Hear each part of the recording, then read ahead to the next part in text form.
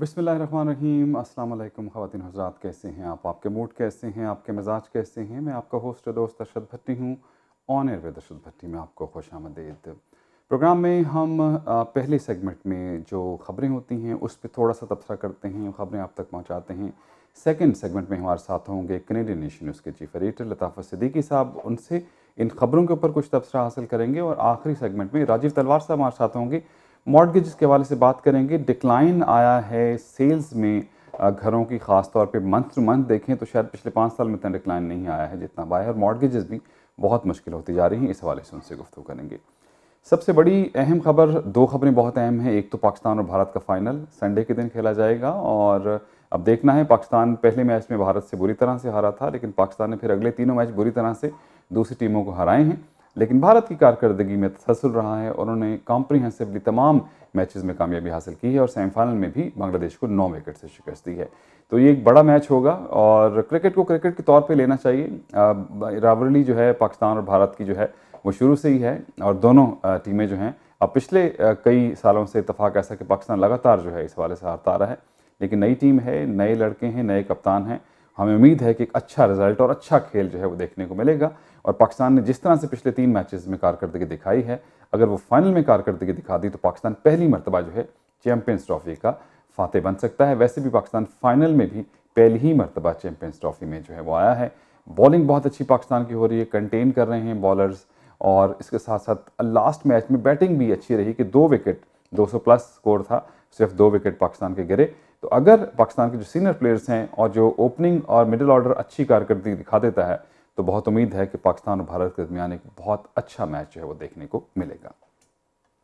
नवाज शरीफ साहब, prime minister Pakistan, जो हैं वो JIT के सामने पेश हुए हैं। मोर देन 3 आवर्स के करीब जो है ये उनकी पेशी थी। उन्होंने मुख्तलिफ जो सवालात होंगे ज़ाहिर है उसके जवाब दिए, लेकिन बाद में बाहर आके जो उन्होंने मीडिया टॉक की, एक तहरीरी बयान था कि अब कठपुतली, जो कठपुतलियों का खेल जो है वो अब कठपुतलियों के खेल नहीं खेले जा सकते।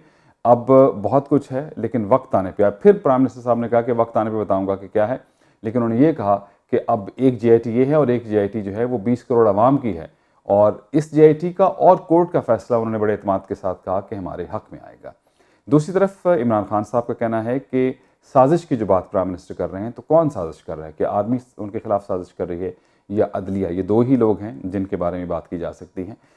लेकिन ये बयान बड़ा अहम, दोनों बयान बड़े अहम हैं। एक प्राइम मिनिस्टर का भी कि अब बहुत हो चुका, अब ये काम नहीं होगा, और इमरान खान का डायरेक्ट सवाल उनसे कि कौन साजिश कर रहा है। लेकिन अगर देखें पाकिस्तान की तारीख में तो शायद पहली दफ़ा इस तरह से प्राइम मिनिस्टर, वैसे तो प्राइम मिनिस्टर जो हैं वो अदालतों के सामने पेश होते ही रहे हैं, लेकिन इस JIT के सामने इस तरह से पेश होना जो है वो एक कह लीजिए कि अपनी तई एक नई बात है। गो कि ये भी PTI के रहनुमाओं का कहना है कि मुजरमों की तरह प्राइम मिनिस्टर जो हैं वो पेश हुए हैं। नाम उन्होंने गिनवाया कि वो लोग JIT में जाते थे तो ये भी JIT में गए हैं।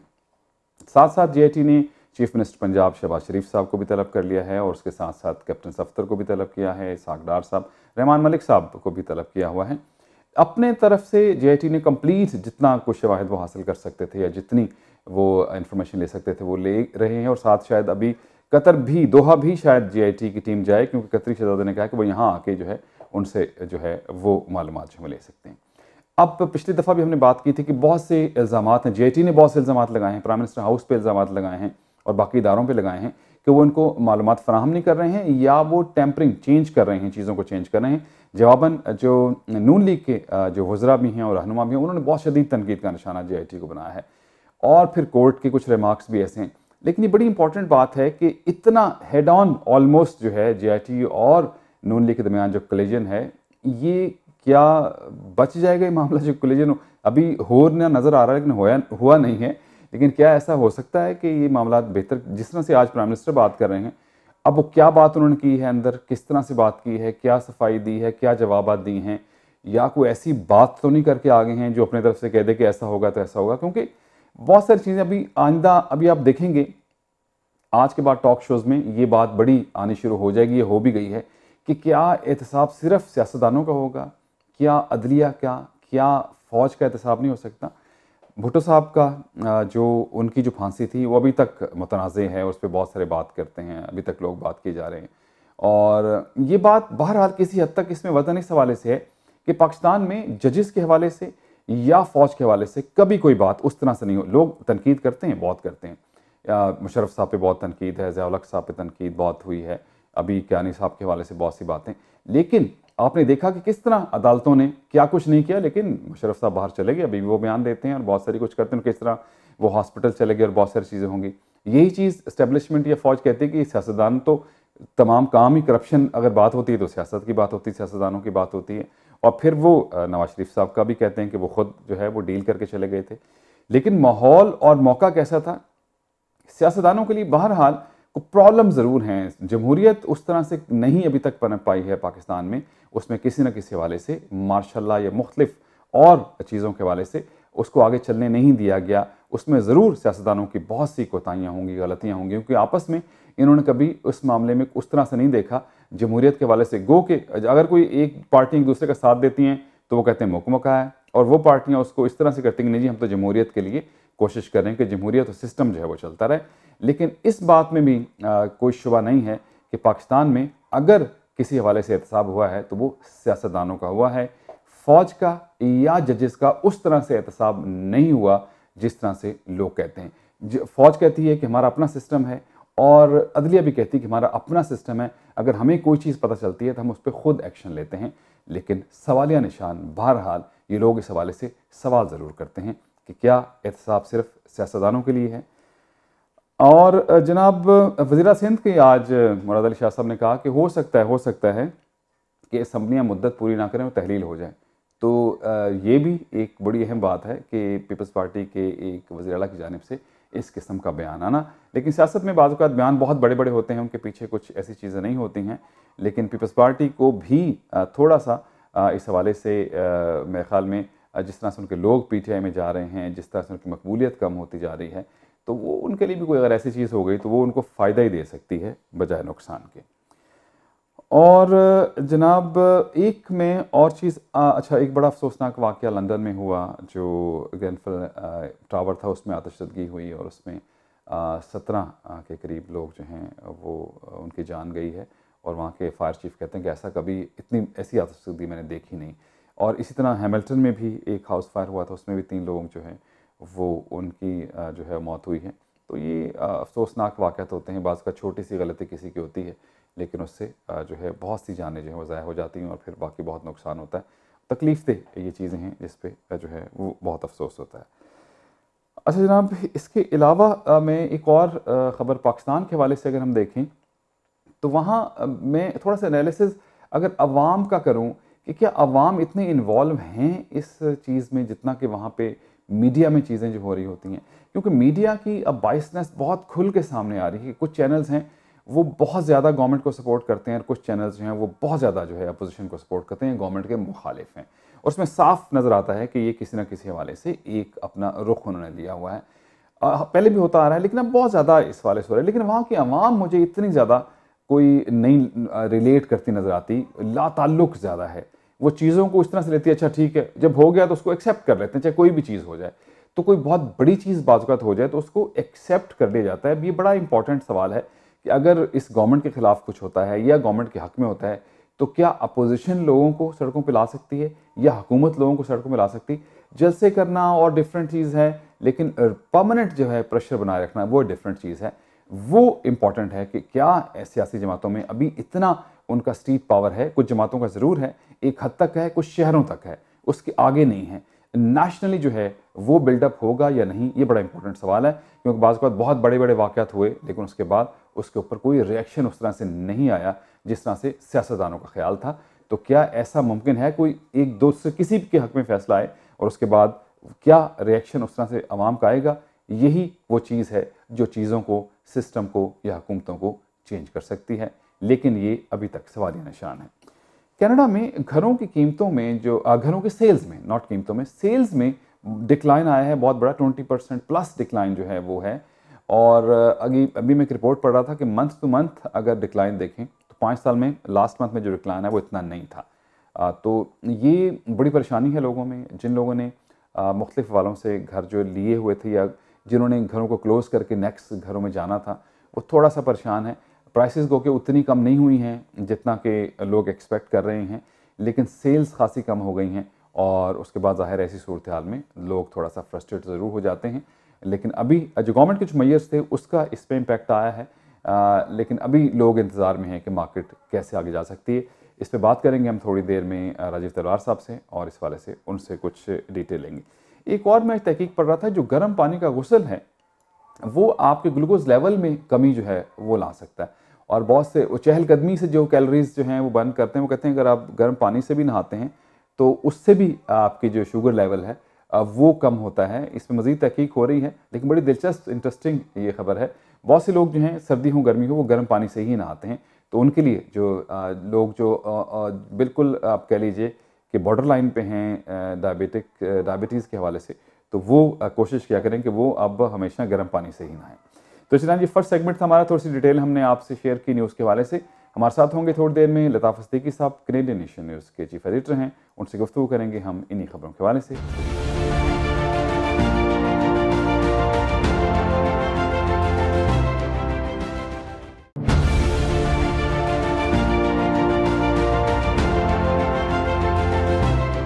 ऑन एयर दर्शक भट्टी में आपको खुश आमदीद। बहुत शुक्रिया कि आप हमारे साथ हैं, और हमारे साथ हैं कैनेडियन नेशन न्यूज़ के चीफ एडिटर जनाब लताफ़ सिद्दीकी साहब। साहब अस्सलाम वालेकुम। जी वालेकुम सलाम भट्टी साहब। कैसे हैं आप सर? खैरियत से ठीक ठाक हैं? जी खुदा का शुक्र। आज भी फिर क्रिकेट से ही शुरू कर लेते हैं। पाकिस्तान फाइनल में पहुंच गया जनाब, और एक और ज़बरदस्त कारकर्दगी पाकिस्तान की, और इंडिया के साथ अब पाकिस्तान का फाइनल होगा। हाँ जी बिल्कुल, इस पे यही बात है कि असल में आज तो बांग्लादेश ने अच्छी बैटिंग की थी, कोई हर्ज की बात नहीं थी, लेकिन बांग्लादेश के पास चूंकि इतनी बॉलिंग की स्ट्रेंथ नहीं थी कि वो 260 या 264 का जो टारगेट था उसके लिए बॉलिंग में स्ट्रेंथ होनी चाहिए थी जो नहीं थी। और वो इंडिया के जो 4-5 अर्ली ऑर्डर बैट्समैन वो आप देखते हैं बड़ा क्विकली 50, 60, 70 ये सेंचुरी ये बड़ा क्विकली बना लेते हैं, और ये बड़ी सॉलिड इनकी टीम चल रही है। इसके लिए आपको एक बॉलिंग मजबूत बॉलिंग की जरूरत है। मेरा ख्याल ये कि पाकिस्तान की बॉलिंग में स्ट्रेंथ आई है। अगर आप देखें कि उन्होंने जो श्रीलंका के खिलाफ जो बॉलिंग की, और फिर बाद में जो इंग्लैंड को इंग्लैंड के ग्राउंड पे जिस तरह से ढेर किया, और उनको आप अंदाजा लगाइए कि पूरे मैच में एक छक्का तक नहीं मार सकी होम टीम, होम ग्राउंड पे। या गालिबन सिर्फ सारे मैच में 17 चौके मारे, जबकि पाकिस्तान ने तो पहले ही ओवर में एक छक्का मार दिया। ऐसा कभी होता नहीं कि 50 ओवर की इनिंग्स हो और बड़ी टीमें हो और वो एक छक्का भी ना मारे। तो पाकिस्तान की बॉलिंग को इस तरह से आपको थोड़ा सा क्रेडिट देना पड़ेगा, या बहुत सारा क्रेडिट दें, इसलिए कि खासतौर से हसन और दूसरे बॉलर ने जिस तरह से बॉलिंग की। बिल्कुल मसला फिर वही लड़ाई जो भारत के साथ क्या करते हैं। भारत की बैटिंग होगी, पाकिस्तान की बॉलिंग होगी। हमारी जो पहले बात सारे करते थे कि कोई थोड़ा सा पाकिस्तान को साइकोलॉजिकल पता नहीं को प्रेशर लेता है भारत से, पिछले कई मैचेस में देखा है, तो अभी लगता है कि क्योंकि लड़के भी नए हैं, कप्तान भी पॉजिटिव हैं, तो वो उससे उस खौल से निकल के खेलेंगे। मैच में कुछ हाथ आ ही जाए बात, बहुत सारे एलिमेंट होते हैं, बारिश का भी एलिमेंट होता है, और अर्ली ब्रेक थ्रू मिल जाए, टॉस का भी होता है, सारी चीजें होती है। तो ये नसीब की बात भी है, नसीब की बात भी है। अच्छा, अगर तो इस दफा शायद वो ना हो जो पहले मैच में हुआ था। सही, बिल्कुल ठीक है। अच्छा सर, बात अब फिर पाकिस्तान चलते हैं, और बड़ी आज अहम डेवलपमेंट थी एक कि JIT के सामने प्राइम मिनिस्टर ऑफ पाकिस्तान जो है वो पेश हुए, 3 घंटे जो है उनसे कुछ सवालात किए गए होंगे। बाद में उन्होंने एक लिखा हुआ जो है मीडिया के साथ बात की, कहा जी कठपुतलियों वाले खेल अब नहीं खेल सकते, अब बहुत हो गया।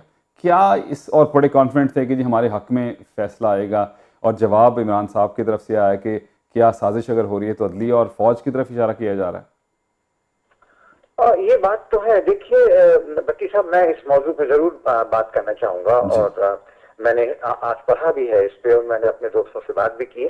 लेकिन मैं बात करना शुरू करूंगा कि ये जो सुप्रीम कोर्ट का जो हो रहा है, जो JIT का जो बात हो रही है, इससे मुझे खुद एक परेशानी लाक इसलिए है कि देखिए दुनिया में ऐसा होता नहीं जैसे ये पाकिस्तान का ये फर्स्ट फैसला आया, और इसमें ऑलरेडी जुडिशियल क्राइसिस शुरू हो गया। देखिए 5 मेंबर की बेंच थी। मुख्तसर से बात करना चाहूंगा कि 2 जज बड़े क्लियरली कह रहे हैं कि नवाज शरीफ मस्ट गो और वगैरह वगैरह। 3 इफ एंड बट के साथ बात कर रहे हैं, और एक JIT तश्कील दे दी गई, अरे भाई, अगर 5 जजेस थे एक बेंच में, तो आप अपना फैसला करके उठते। हाँ। चाहे आप फैसला कुछ भी होता है, चाहे वजीर आजम के हक में देते या, लेकिन एक फैसला देते, स्प्लिट डिसीजन देते। लेकिन स्प्लिट डिसीजन तो दिया आपने, लेकिन क्लियर नहीं दिया। और नतीजा क्या हो रहा है आज?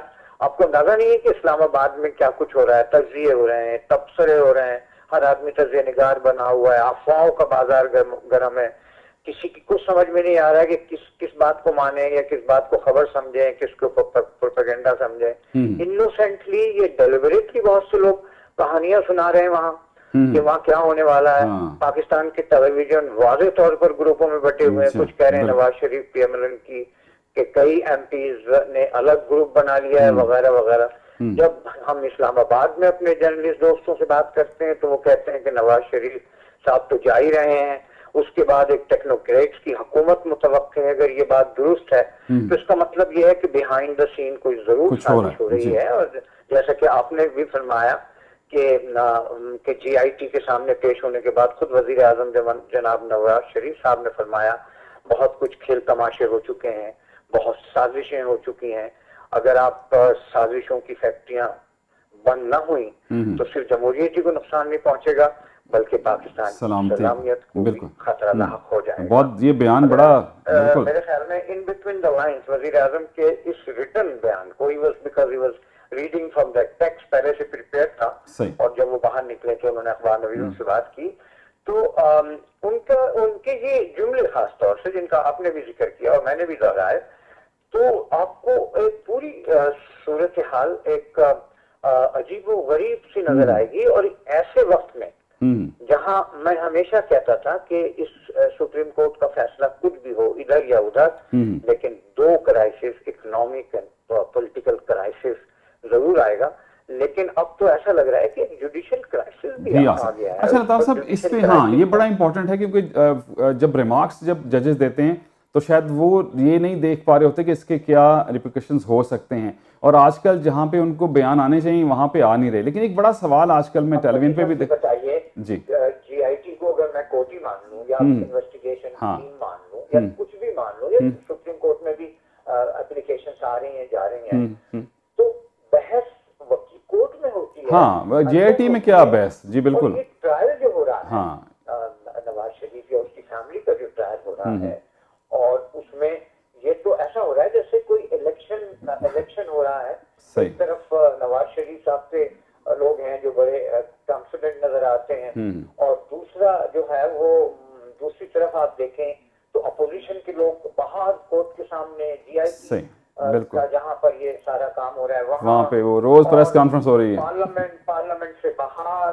और दूसरी बात ये है कि फिर जैसे आप टेलीविजन खोलते हैं तो वहाँ मुकदमा शुरू होता है, और हम भी एक तरह से ट्रायल ही कर रहे हैं। लताफ साहब, एक चीज और मैं अभी जो देख रहा हूँ, जो अभी आहिस्ता आहिस्ता, पहले भी एक जमाने में ये बात हुई थी, फिर उसके बाद ये चीजें कम होना शुरू हो गई, लेकिन अभी तवातर से एक और चीज मैं देख रहा हूँ लताफ साहब, माजरत एक चीज मैं और देख रहा हूँ कि अब वो लोग ये कह रहे हैं कि क्या एहतसाब सिर्फ सियासतदानों का ही होगा, क्या कभी जजेस या फौज का एहतसाब? इस हवाले से बहुत बातें होनी शुरू हो गई। आज डॉन में जितने ये तज्ज़िया-निगार हैं, जिन्हें आप पसंद करें या ना पसंद करें, जिसमें कैपिटल टॉक वाले हैं और दूसरे हैं, तो उनमें से कुछ लोगों ने इशारा किया है कि सियासतदानों का आप हिसाब करेंगे। और मैं तो ये भी कहता हूँ कि अब तो वक्त आ गया। और ये एक बात और भी बता दो, जो ट्रेंड सेट हो रहे हैं वो उसी तरफ ले जाएंगे। भट्टी साहब, सिर्फ सियासतदानों का तो मामला जो चल ही रहा है, वो तो 72 साल से 70 साल से पता नहीं कब से ये तो है ही करप्ट। बाकी जो जो जो बड़े अल्लाह मियाँ की गाय हैं, बड़े दूध देने वाली गाय हैं, बड़े बड़े जो है मिस्टर क्लीन है वगैरह वगैरह दावेदार हैं, जिसमें जजेस हैं, आर्मी के लोग हैं। और अब तो मैं समझता हूँ कि जर्नलिस्टों को भी कटहरे में लाया जाना चाहिए और लाया जाएगा। और वो जो 3 जीन की बात करते थे, जजेस, जर्नलिस्ट एंड जर्नल्स, मेरा ख्याल ये कि अब इन 3 जे का तो एहतसाब होना ही चाहिए। और अगर एहतसाब न हुआ तो फिर आप तो बैक टू स्क्वायर वन ही होंगे ना, फिर अक्रॉस द बोर्ड तो नहीं ना होगा। नहीं, फिर आप इसको वो यही आप भी यही कहेंगे कि जनाब चले भट्टी साहब को तो आपने पकड़ लिया, लताफत को तो आपने कोई इल्जाम में जेल भेज दिया, लेकिन सवाल यह है कि जो जेल भेजने वाले हैं उनके तो करतूत बताओ। सही। जो बिहाइंड द सीन साजिशें कर रहे हैं, क्या वो करप्शन नहीं है? बिल्कुल ठीक। अच्छा, इसमें अब ये बहुत सी बात, क्योंकि एक वक्त पुराने वक्त में मीडिया जो है वाइब्रेंट नहीं था, इतना चीज़ें लोगों तक पहुंच नहीं पाती थी। अब इंटरनेशनली भी अगर आप अपना नहीं है तो ऐसी सूरत हाल में अब जब इस किस्म का कोई एक्शन, जैसे मार्शल लॉ का मुझे तो कोई चांसेस नज़र नहीं आते हैं, इवन टेक्नोक्रेट्स की गवर्नमेंट भी आती है, तब भी अदलिया पर भी प्रेशर रहेगा, फौज पे भी प्रेशर रहेगा। मैं ये कहना चाह रहा हूँ कि इस वक्त जब इकोनॉमिक कंडीशन इतनी खराब है, अनसर्टेनिटी इंतहा को पहुंची हुई है। कल ही आपने जो है वो देखा कि $30 बिलियन का आपका ट्रेड डेफिसिट है। बिल्कुल सही। $30 बिलियन का ट्रेड डेफिसिट है। आप कैसे पूरा करेंगे? आपके पास फॉरेन करेंसी रिजर्व है नहीं, आप ये है वो, और बहुत सारे मसाइल हैं। और जहां बिजली पानी के बहरान है, वहां इकोनॉमी कैसे तरक्की कर सकती है? अब चाहे कोई कुछ कह ले, मैं कुछ कह लूं, आप कुछ कह लें, लेकिन ग्राउंड रियलिटीज को समझें। हमारे लोग बेरोजगार हो रहे हैं, अनसर्टेनिटी में इकोनॉमिक पॉलिटिकल स्टेबिलिटी जो है brings about economic prosperity and stability. और जब दूसरी तरफ आपके बॉर्डर्स पे भी आपको लगातार प्रॉब्लम, हर तरफ, अब कोई ऐसा बॉर्डर नहीं है। तीनों ईरान से आपके ताल्लुकात ठीक नहीं है। अफगानिस्तान और इंडिया के बॉर्डर पे मुझे कुछ कहना नहीं चाहिए। आप सबको, हमारे सुनने वाले भी समझते हैं, आप हमारे नाज़रीन भी जानते हैं, आप भी जानते हैं, हम भी जानते हैं। इसके अलावा ईरान और सऊदी अरब की लड़ाई अभी चली रही थी, तो मैंने तो एक पाकिस्तानी लीडर से पूछा था कि अगर सऊदी अरब ईरान की लड़ाई हुई तो क्या पाकिस्तान सीरिया बन जाएगा? अभी तो इस सवाल का जवाब आया ही नहीं था कि सऊदी अरब की जनाब कतर से लड़ाई हो गई और Pakistan is facing cash 22 situation. और खबरों में आपने पढ़ा ही होगा कि सऊदी अरब के किंग सलमान साहब ने सवाल किया नवाज शरीफ साहब से, क्या हमारे साथ है या कतर के साथ है? सही बात, बिल्कुल सही। तो ये सिचुएशन है पाकिस्तान की। पाकिस्तान को तो यही समझ में नहीं आ रहा कि नवाज शरीफ क्या करें या फौज को क्या करना चाहिए या दोनों को मिलकर क्या करना चाहिए। और मैं ये भी एक बात हमेशा कहता रहता हूँ कि पाकिस्तान के पास ऑप्शन क्या है, होप्स कहाँ है। बिल्कुल, ये तो आप वर्कआउट करें जी। लताफ साहब, अब हम अगर बात करते हैं, अगर आर्मी के हवाले से पहले बहुत थ्रेट रहता था कि चले मार्शल न लग जाए, क्योंकि सियासी जमातें भी उनके साथ हो जाया करती थी, लेकिन अभी जो सूरत हाल है इसमें ऐसा नहीं लगता कि जो है अदलिया की तरफ से ज़्यादा चीज़ें हो रही हैं, आर्मी की तरफ से कम हो रही हैं, या कुछ और कोई ताकत? मैं कहना चाह रहा था कि जब मैंने जुडिशल क्राइसिस की बात की थी तो मैंने ये बात नहीं कही थी, लेकिन क्योंकि आप सवाल पूछ रहे हैं तो मैं खुल के बात करना चाहता हूँ। जुडिशल क्राइसिस से मेरी मुराद यही तो है ना कि ये कोई ऐसा काम दिखा दें जिसके नतीजे में हम ये कहें कि ये तो जुडिशल कू हो गया। यानी आप जो है एक जुडिशल कू से मेरी मुराद ये है कि आप आर्मी को कह दें कि आप एक टेक्नोक्रेट हुकूमत बना लें। कौमी मफाद तो आता ही है, आपको पता है। कौमी मफाद में एक कौमी हुकूमत बना लें जो टेक्नोक्रेट्स की हुकूमत हो, जिसमें सारी पार्टियों के लोग भी हों और बांग्लादेश की तरह हो, और फिर इलेक्शन 5 साल के लिए। तो ये सुप्रीम कोर्ट ने अगर उस फार्मूले को अप्रूव कर दिया या उसको लीगल कवर दे दिया नजरिया जरूरत के तहत, पहले कई दफा दे चुकी है वैसे तो फिर वो जुडिशली को हो जाएगा ना। बिल्कुल सही। साहब, thank you very much sir, बहुत शुक्रिया। और यकीनन अभी ये दिन जो हैं थोड़े से क्रिटिकल इस हवाले से हैं कि कंफ्यूजन बरकरार है काफी दिन से, तो मंडे आपसे फिर बात करते हैं इंशाल्लाह। Thank you sir, thank you very much, बहुत शुक्रिया। लताफ सिद्दीकी साहब कैनेडियन नेशन न्यूज़ के चीफ एडिटर हमारे साथ थे और बात हम कर रहे थे पाकिस्तान के इस वक्त के जो क्राइसिस हैं। सिचुएशन ज़ाहिर है किसी के हवाले से कोई भी क्लियर नहीं है, लेकिन ये बात अब बहुत ज़्यादा लोग करना शुरू हो गए हैं कि आखिर एहतसाब क्या सियासतदानों का ही है। और इसमें ये एक चीज़ नहीं आती कि सिर्फ एक, जब एक एहतसाब होता है कि फ़र्ज़ कर ले किसी एक का, तो दूसरी दफ़ा किसी और का भी हो रहा होता है। लेकिन सियासतदानों को भी थोड़ा सा ये ज़रूर देखना चाहिए कि वो क्या ऐसे काम हैं जो इक़्तिदार में आते हैं तो उनके लिए वो ठीक हो जाते हैं, और जब पोजीशन में आते हैं तो उनके लिए ठीक नहीं होते हैं। दोनों तरफ जब तक मामला ठीक नहीं होंगे सूरत हाल ऐसी रहेगी। थर्ड सेगमेंट हमारा होगा, राजीव तलवार साहब हमारे साथ होंगे। मॉर्गेजेस, आजकल जो रियल एस्टेट के मसाइल आ रहे हैं उस हवाले से बात करेंगे। स्टेट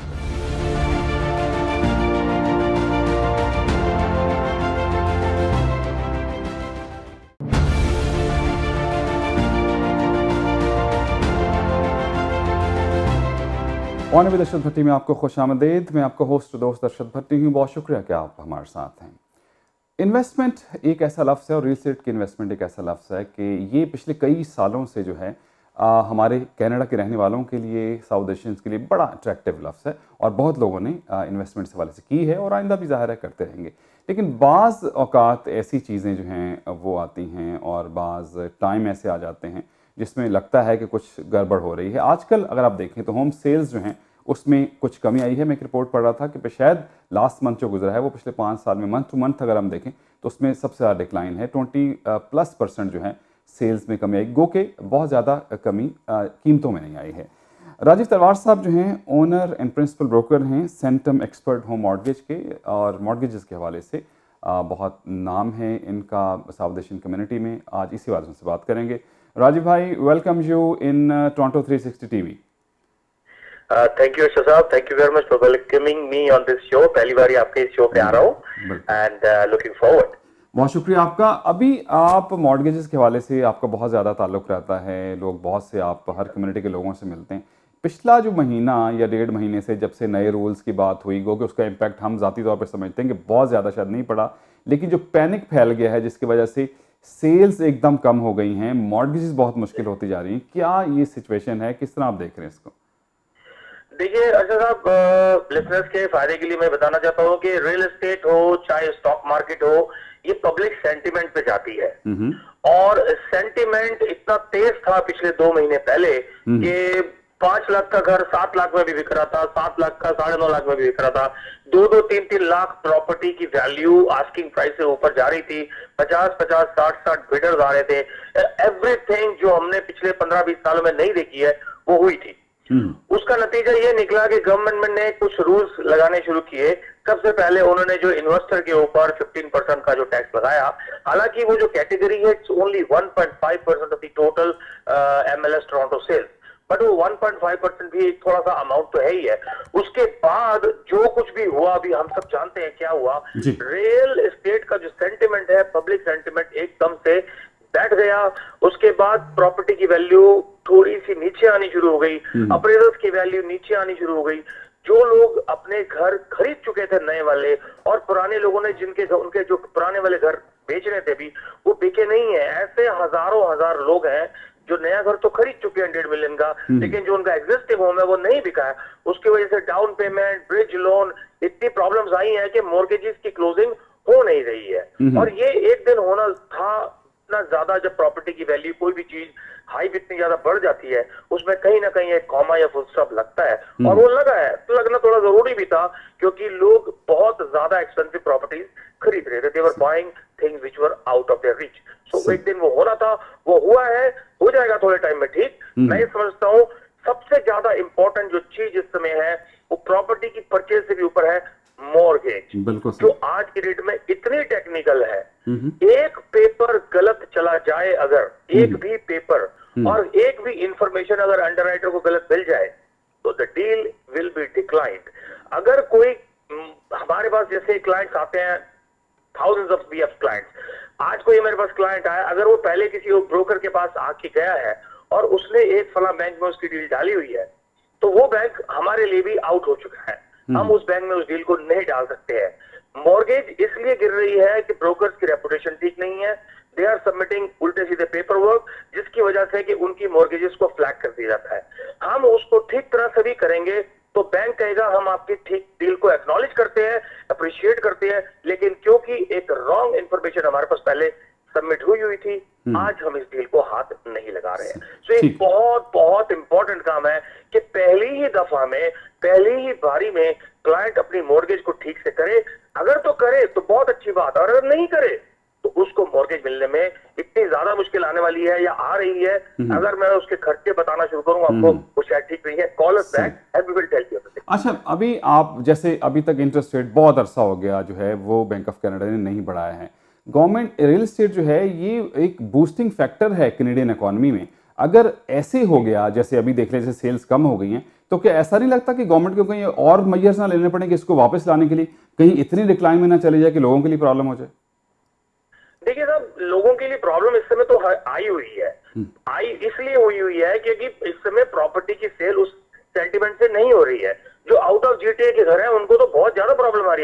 नायग्रा फॉल्स, एजेक्स, विटबी, इन इलाकों के अंदर, कैम्ब्रिज में, किचनर में प्रॉब्लम टोरंटो जीटीए से ज्यादा प्रॉब्लम है। तो obviously government knows all these things, वो नहीं चाहते हैं कि बिल्कुल नेगेटिव हो जाए, लेकिन क्योंकि एक घोड़ा कोई बेलगाम होकर चलता चले जा रहा था, थोड़ा सा उनको उसको रोकना था। 2010 से आज 2017 में गिन सकता हूं, हर साल गवर्नमेंट ने रूल्स टाइट किए, वो टाइट करते चले गए, लेकिन प्रॉपर्टी की वैल्यू ना रुकी, बिल्कुल नहीं रुकी। और 2017 में फाइनली पिछले 1-1.5 महीने से जो सेंटीमेंट थोड़ा सा लो हुआ है, उसकी वजह से डेफिनेटली एकदम से बहुत इंपैक्ट हुआ है। इतनी कोई ऐसी बात मैं समझता हूं नहीं हुई है, लेकिन लोगों की समझ में पब्लिक सेंटीमेंट थोड़ा सा नेगेटिव हो गया, जिसकी वजह से आज ये हम थोड़ी सी दिक्कत देख रहे हैं। Obviously there is a decline. तो आपको टेम्परेली ये लगता है कि कुछ अरसे बाद जब चीजें जो आप करेक्शन का लफ्ज इस्तेमाल कर रहे हैं, यानी मतलब रियलिस्टिक जब मार्केट हो जाएगी तो चीजें ठीक हो जाएंगी with in couple of months? मैं ये समझता हूँ जी, सितंबर अक्टूबर तक मार्केट को सेटल हो जाना चाहिए, डेफिनेटली सेटल हो जाएगी। इस समय समर शुरू हो रही है, अब स्कूलों की छुट्टियां हो जाएंगी, लोग बाग छुट्टी में चले जाएंगे, तो ऑब्वियसली थोड़ा सा वैसा ही एक सीजनल इंपैक्ट आता है।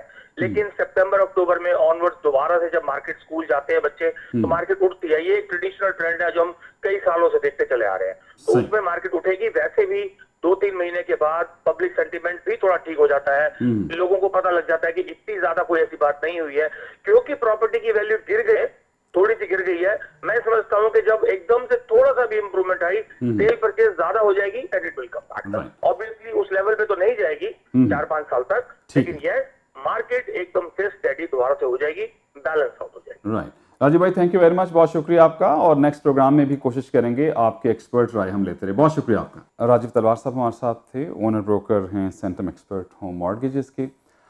मेरे अच्छे और प्यारे नाज़रीन, चीज़ें बाज़-औक़ात हम जब जैसे फेसबुक के हवाले से बात करते हैं, सोशल मीडिया के हवाले से बात करते हैं, मतलब कोई चीज़ वायरल हो जाती है, तो जो रियल एस्टेट के हवाले से या इस हवाले से मुझे लगता है कुछ चीज़ ऐसे वायरल से हो गई तो उसका इम्पैक्ट जो है लोगों को बहुत ज़्यादा पड़ा और सेल्स में जो कमी आ रही है। लेकिन अच्छे की उम्मीद हमेशा रखनी चाहिए, और बाज़-औक़ात बुरे वक्त में अच्छा वक्त भी होता है और उसी से अच्छाई जो है निकलती है। ये कोई डिप्रेसिंग या फ्रस्ट्रेटिंग सिचुएशन नहीं है।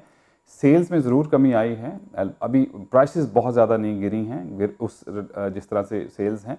तो अगर आप होल्ड कर सकते हैं, जो लोग होल्ड कर सकते हैं प्रॉपर्टी, उनके लिए बहुत अच्छा वक्त है।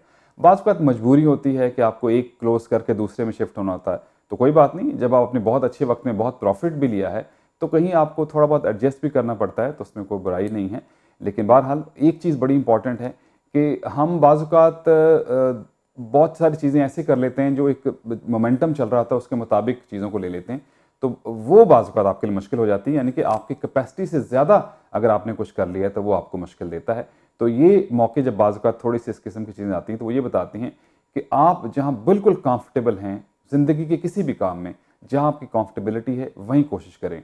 रिस्क लेना बुरी बात नहीं है, जो लोग कामयाब वही लोग होते हैं जो रिस्क लेते हैं, लेकिन बाज़-औक़ात कैलकुलेटेड रिस्क लेने पड़ते हैं। ज़रूर रिस्क लें, थोड़ा सा उसके ऊपर कैलकुलेट कर लें। बाकी हर इंसान का अपना मुकद्दर है, बाज़ के लिए मट्टी में हाथ डालें तो सोना बन जाता है, बाज़ लोग सोना भी लें वो भी मट्टी बन जाती है, मुकद्दर की बात है। लेकिन कभी भी ऐसी सिचुएशन नहीं होती कि आपके लिए कोई रास्ता ना हो। तो जो लोग अभी थोड़ा सा परेशान हैं रियल एस्टेट के वाले से, वो परेशान ना हो, चीज़ें बहरहाल बेहतर हो जाएंगी। ज़िंदगी भी ऐसे ही है जनाब, ज़िंदगी को भी आपने मुताबिक चलाना होता है, चीज़ों के मुताबिक चलाना होता है, लेकिन एक अच्छी ज़िंदगी जो है वो थोड़ी सी प्लानिंग के साथ चलती है। एक बड़ी प्लानिंग तो फिर अल्लाह रब्बे करीम जानते हैं, लेकिन आप चीज़ों को, लोगों को एहतियात करते हैं, साथ मिल के चलते हैं तो बहुत अच्छी बात चलती है। रमज़ान मुबारक जो है वो आजकल जारी है, बस कुछ दिन ही बाकी हैं, आखिरी अशरा भी आने वाला है। तो हमारी आपसे रिक्वेस्ट होगी कि जितनी इबादत ज़्यादा से ज़्यादा आप इसमें कर सकते हैं कीजिए। आखिरी अशरे में इबादत कीजिए। एक रात ऐसी है जिसकी इबादत 4 महीनों की इबादत से बेहतर है, लैलतुल क़द्र आने वाली है। हमें भी अपनी दुआओं में याद रखिएगा और ख़ास तौर पे जितना हो सके इस महीने में सदका और खैरात करें। हमेशा ये बात मैं करता हूँ, देने वाला हाथ हमेशा ऊपर होता है। आप यहाँ पे देखें, जो लोग, बहुत लोग हैं, आपको बाज़ औक़ात नज़र नहीं आते हैं, बहुत सफ़ेद पोश लोग हैं यहाँ मौजूद हैं, इदारे हैं, बहुत से लोग हैं, बहुत से लोग अपने तौर पे काम कर रहे हैं, उनकी मदद कीजिए। बैक होम देखिए, आपके अपने अजीज़ दोस्त रिश्तेदार प्यारे ऐसे हैं जो बिल्कुल आपसे बात नहीं करना चाहते, आप लोगों से पूछ के उनकी मदद ऐसे कीजिए कि एक हाथ दे तो दूसरे को पता भी ना चले। खुशियों में सबको शरीक कीजिए। दूसरों की खुशियाँ अगर आपकी मदद से ज़्यादा हो सकती हैं तो ज़रूर उनकी मदद कीजिए। ज़कात, सदक़ात, खैरात जितना हो सके दीजिए। जो लोग अल्लाह की राह में देते हैं, खुदा रब करीम उनको हमेशा अपनी जनाब से बहुत ज़्यादा देते हैं। अगर अभी तक आप इसमें बहुत ज़्यादा इन्वॉल्व नहीं हैं तो कोशिश करके देखिए, अल्लाह की राह में दीजिए, अल्लाह आपको बहुत कुछ देगा इंशाअल्लाह ताला। तो चलिए जनाब, हमें दीजिए इजाज़त। संडे को फाइनल है, फाइनल पाकिस्तान और भारत का। दुआ कीजिए पाकिस्तान ही जीते, गो कि जो अच्छी टीम खेलेगी वो जीतेगी, बट हमारी क्योंकि दुआएं पाकिस्तान के साथ, तो हम चाहेंगे कि पाकिस्तान जीते। और हौसला नहीं हारना, बल्कि हौसला भी को हारने की चीज़ है। And always follow your heart, क्योंकि सब अच्छे की आवाज़ बशर्ते ज़िंदगी। ऑन विद अरशद भट्टी के नए एपिसोड के साथ मंडे रात आपकी खिदमत में फिर हाजिर होंगे। अल्लाह हाफिज़ और सपुर्द मौला।